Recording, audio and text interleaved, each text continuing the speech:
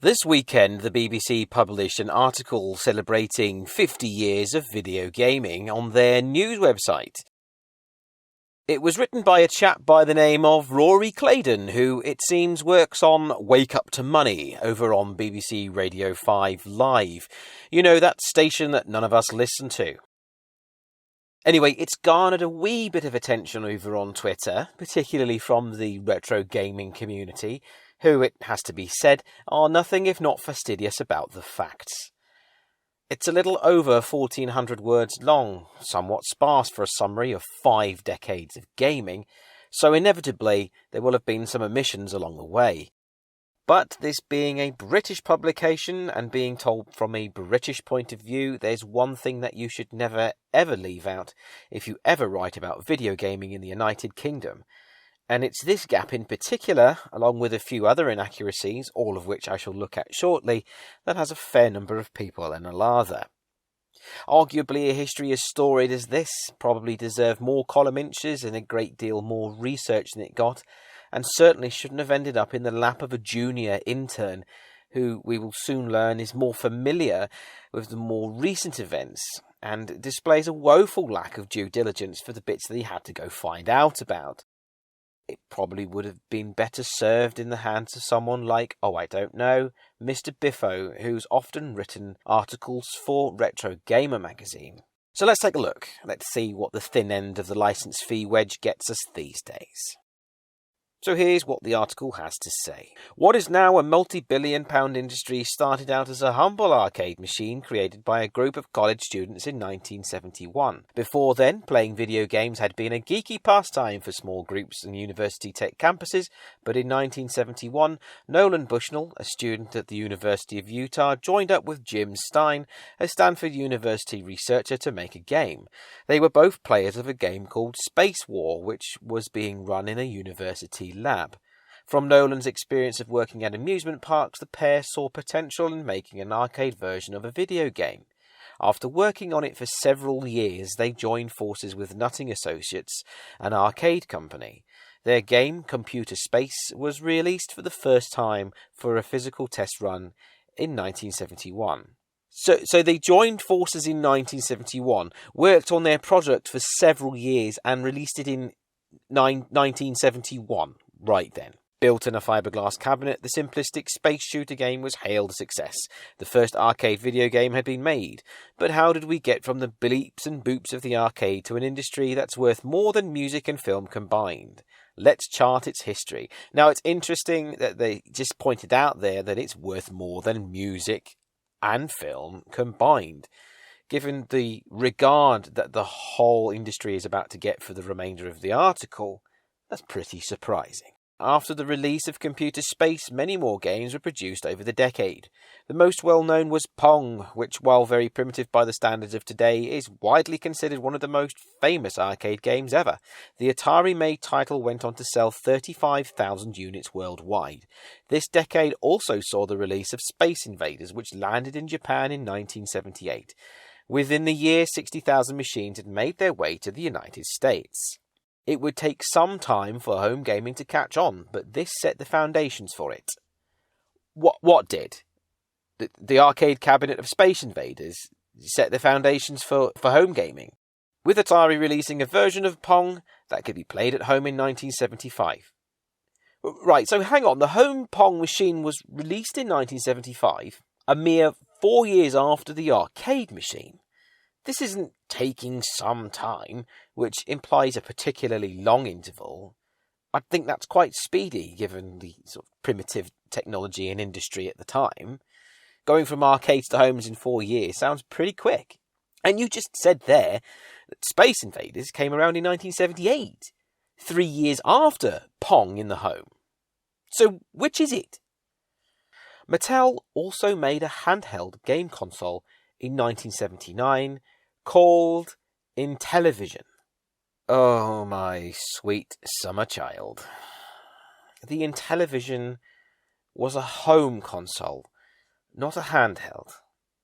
Okay, so you probably meant to say the MB Microvision, which was a handheld, but it wasn't made by Mattel, and it came out in 1979. So I don't know.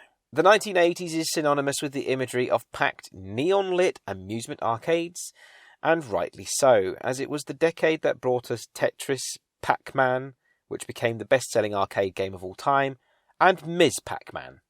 Right, firstly, my experience of arcades is limited. I'm not quite that old, but I distinctly remember a lack of neon-lit arcades. Rather instead dingy, nicotine-stained, worn, carpeted places with sticky joysticks smeared with chewing gum and dog ends in the coin trays. Or maybe that's just a reflection of the quality of my holidays as a child. Secondly, though, it's obvious here that your research of arcade games basically began and ended with taking 15 seconds to think some up.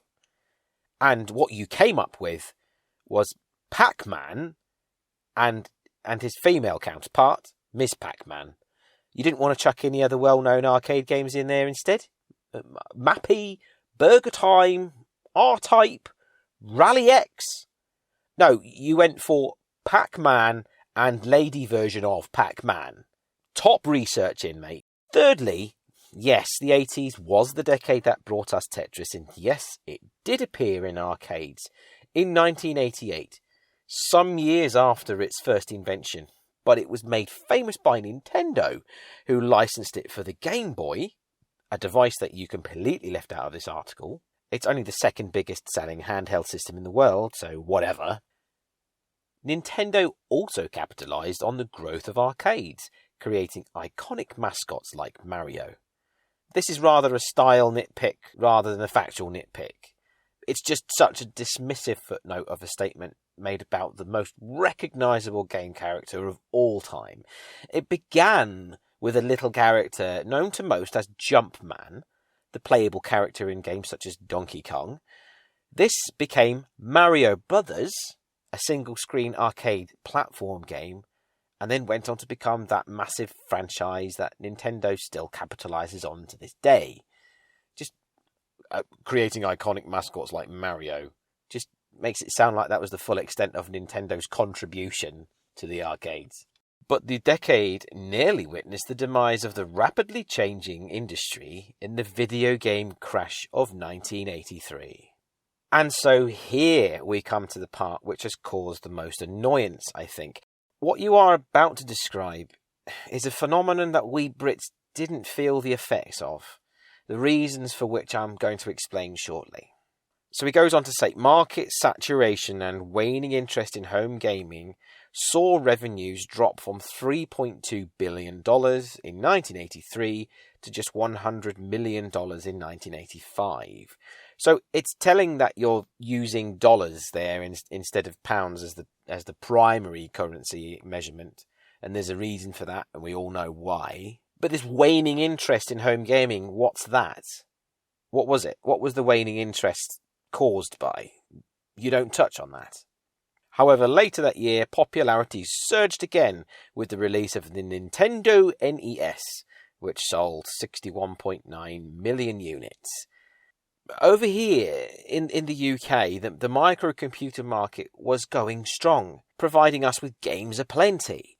See, the likes of the ZX Spectrum, Commodore 64, Amstrad CPC, and a whole load of other also-ran computers had picked up quite the momentum from the early 80s, and many kids had one of these computers in their bedrooms, in preference to the home video game consoles. I myself had a Commodore Plus 4 before I got a games console, not to mention things like the Amiga and the Atari computer range. Cartridge games were also expensive, but microcomputer games were cheap.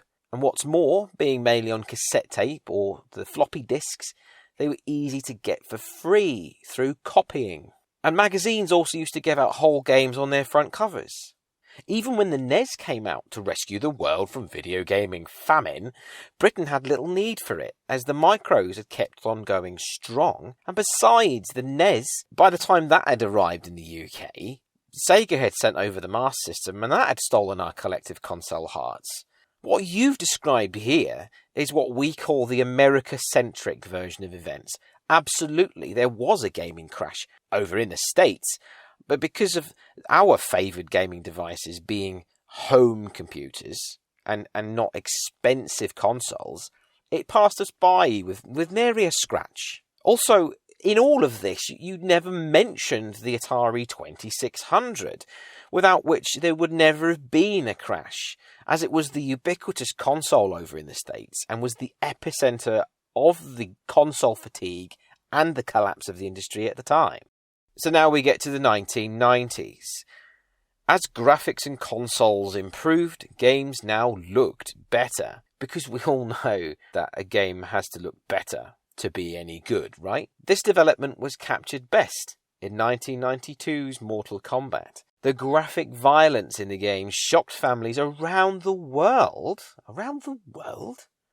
Really? Despite the game's popularity, it reached the United States Senate, which dragged the developers midway to a hearing in 1993 to discuss video game violence. It also dragged in the heads of Sega and Nintendo at the time as well, and many other moral objectors. This led to the introduction of video game age ratings. Right, so in the era of real-time polygon rendering, VR, full-motion video, which all happened at a similar time in the 90s, Mortal Kombat and its digitally rendered actors didn't best capture any graphical advances. But I'll give you that it was notable for being quite the gore fest. See, the realistic appearance of the fighters in Mortal Kombat gave rise to questions about how much violence could be accepted now, because it wasn't cartoony anymore. Anyway, he goes on to say, the decade also saw the release of many well-known franchises, from PlayStation to Sonic and Warcraft. This really does just sound like somebody's clueless mum. The PlayStation is not a franchise, a word I hate these days, that describes any long-running series of media, but a console range. And from PlayStation to Sonic, I know you're probably doing the alphabetical ordering thing here, but by doing that, you imply that Sonic came after the PlayStation, which obviously it didn't. But most notably, it was the decade of Doom. The game depicts a soldier fighting demons on Mars, and it was the pioneering first-person shooter, the most popular gaming genre today, which paved the way for the likes of Call of Duty and Battlefield. Let me stop you there, Treacle. Doom was not the pioneer FPS. Wolfenstein 3D was. It's a common mistake made by casual observers, I know, but it's an important distinction to make nonetheless. In fact, I was privileged enough to be at a talk given by creator of both those games, John Romero, and he goes through the events of creating Wolfenstein 3D and then into Doom, making the very important distinction that Wolfenstein 3D came first, and that was the reason for why he was able to make Doom. The 1990s were rounded off with critical and commercial flop Superman 64 for the Nintendo 64. It was widely considered one of the worst games of all time in the 90s and still dominates the worst games lists today. Couldn't have gone in there with GoldenEye. It was a fantastic FPS, broke further new ground, and building on the road paved by Wolfenstein 3D and the like, developed the standard of FPS multiplayer action that's persisted in games up to this day. No, instead you had to bring up the absolute travesty that was Superman 64, which by your reckoning rounded off the decade. I mean, I'll see that with a few hit games of 1999.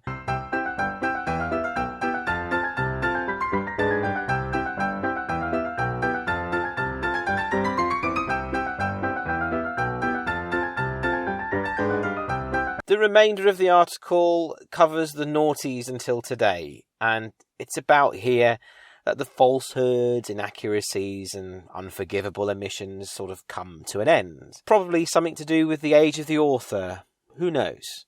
But why all this fuss? It's just a silly little article about video games, right?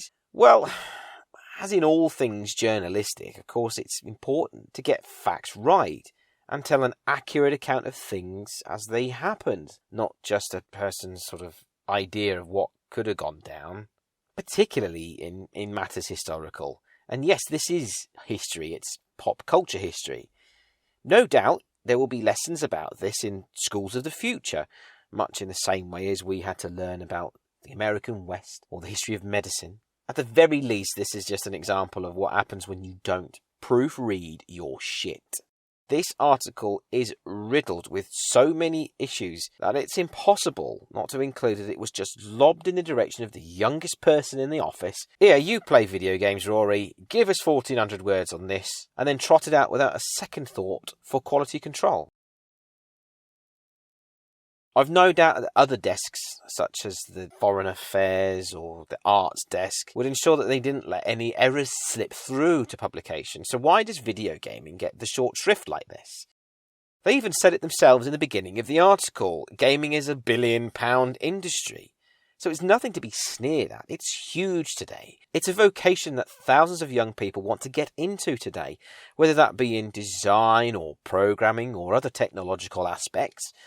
But to the BBC, it's just some silly, stupid little hobby that, at its half-centenary, deserves nothing more than a hastily written, poorly executed skim through the cliff notes that disregards the experiences that the majority of its readers would have gone through.